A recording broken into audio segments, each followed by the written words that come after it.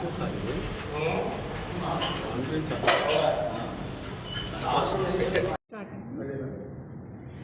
అండి, నేను doctor Sravanthi, obstetrician and gynaecologist at Medicover women and child hospital.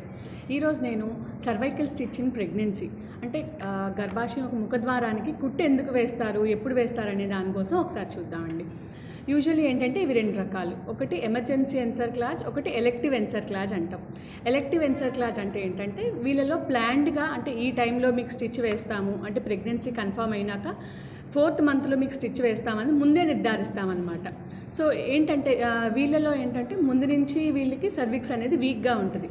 So అది example ఎవరంటే అంటే రికరెంట్గా 4th మంత్ 5th మంత్లో తరచుగా అబార్షన్స్ అవుతూ ఉంటాయి వాళ్ళలో, and 7th month or 8th మంత్లో వాళ్ళకి నెలలు నిండుకొని ముందే డెలివరీ అయిపోతున్న వాళ్ళలోని, ఇంకా సర్విక్స్కి ముందే వాళ్ళకి ఏవైనా సర్విక్స్ మీద సర్జరీస్ ఏవైనా అయినా, అండ్ 4th ఏంటంటే గర్భాశయంలో వాళ్ళకి ఏమైనా షేప్ అబ్నార్మాలిటీస్ ఏమైనా ఉన్నా సరే వీళ్ళలో మనం ముందే స్టిచ్ వేస్తామన్నమాట.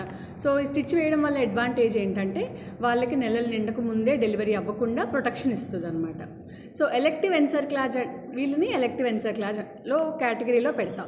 నెక్స్ట్ ఎమర్జెన్సీ ఎన్సర్క్లాజ్ అంటే ఏంటంటే 5th మంత్లో ఎప్పుడైతే మనం టిఫా స్కాన్ చేయిస్తామో అందులో సర్వైకల్ లెంత్ ఏమన్నా 2.5 సెంటీమీటర్స్ కన్నా తక్కువ ఉన్నా, లేకపోతే లెంత్ బాగుండి సర్విక్స్ అనేది ఓపెన్ అయిపోతుందన్నా సరే వాళ్ళలో డెలివరీ అయిపోయే ఛాన్స్ లేకపోతే అబార్షన్ అయిపోయే ఛాన్స్ రిస్క్ ఎక్కువ ఉంటుంది. కాబట్టి వీళ్ళలో మనం ఎమర్జెన్సీగా స్టిచ్ వేస్తామన్నమాట.